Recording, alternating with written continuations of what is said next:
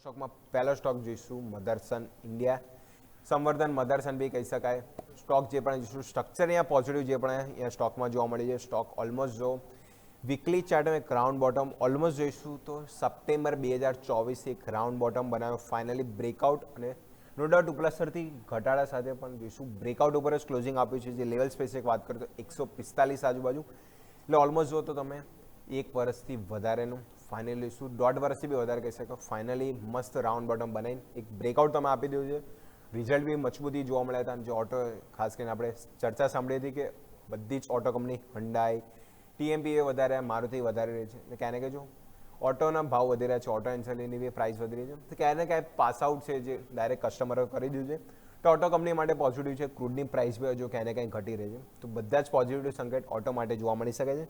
તો પહેલો સ્ટોક સંવર્ધન મધરસન, સારું બ્રેકઆઉટ છે, મોમેન્ટમ નેક્સ્ટ સપ્તાહ અહીંયા બી સ્ટ્રોંગ જોવા મળી શકે છે.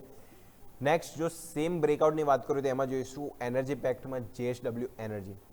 જેએસડબલ્યુ એનર્જી અહીંયા બી જો જે પણ જોઈશું સ્ટ્રક્ચર અહીંયા બી જો ખાસ કરીને જોઈશું એક મોટા કન્સોલિડેશન બાદ અહીંયા બી જો ફાઇનલી તમે બ્રેકઆઉટ આપી છે.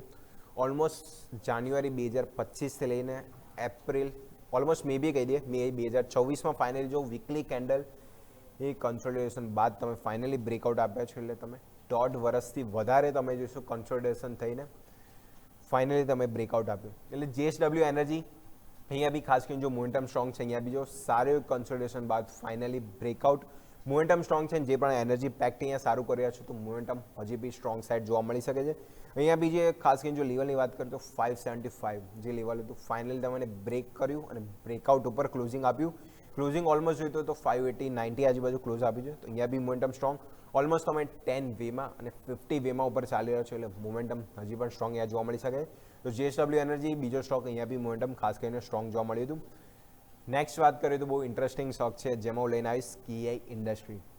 કિઆઈ ઇન્ડસ્ટ્રી અહીંયા બી જો જે પણ સ્ટ્રક્ચર બન્યું છે અહીંયા બી જો સારું એક કપ વિથ હેન્ડલનું બ્રેકઆઉટ, અહીંયા બી જો તમે બ્રેકઆઉટ બાદ તમે રિસેસ જોઈશું. લાસ્ટ આપણે ઓલમોસ્ટ જોઈએ તો જે વીકલી કેન્ડલમાં તમે રીટેસ્ટ કરવા આવ્યા છો એ રીતના આપણે કહી શકાય. તો જે લેવલ છે ઓલમોસ્ટ 5200 આજુબાજુ, એટલે મહત્વનો સપોર્ટ છે. મહત્વનો સપોર્ટ તમે રીટેસ્ટ કર્યા છો અને એના ઉપર જ તમે ક્લોઝ આપી છે. જો અહીંયાથી જો ફરીથી બાઉન્સ બેક જોવા મળે છે તો સ્ટોક ઓલમોસ્ટ જો એના 52 હાઈ તરફ ચાલ્યો છે.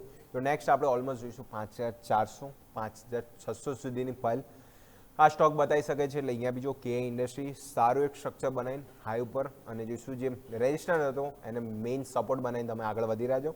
તો 5200નો લેવલ નીચે તરફ ફોકસ કરીશું, એના ઉપર છે ત્યાં સુધી નીચે તરફ સપોર્ટ એસએલ તરીકે બી રાખી શકાય.